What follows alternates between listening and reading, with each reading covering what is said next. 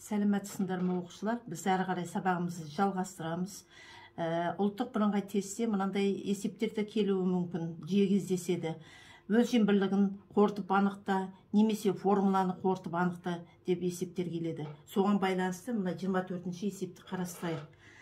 Қабылдағыш контурының конденсатор энергиясы W, катушкасы арқылы өтетін ток I, конденсаторның сыйымдылығы С болса, онда қабылдағыш жиілігі ню анықтайтын формуланы тап дейді.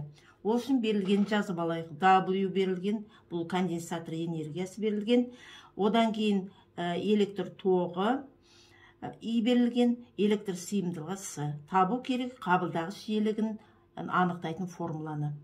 Ол үшін біз 9-шы класста өткен мынандай нем бар формула, Томсон формуласы. Соны жазып аламыз. Т тең 2π түбірасында елсі. Енді бұл жердегі периодтың да формуласы бар. 9-шы класста өткенбіз, ол Т тең 1 бөлінген ню. Енді Т-ның орнына 1 бөлінген нюді жазайық. 1 бөлінген ню тең болады 2π түбірасында елсі. Енді осы жерде нюді табамыз. Ню тең 1 бөлінген 2π түбірасында елсіға.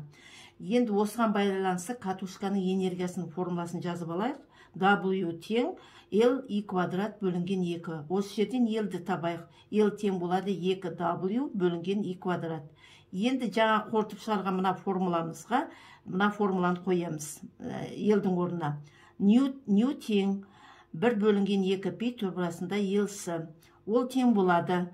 Мына L-дің орнына мына мәнді қоямыз формуланы.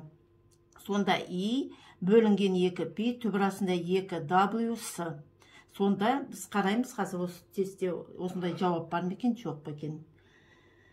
Ада, міне В-да тұр екен, 1 бөлінген 2π түбірасында 2W-сы.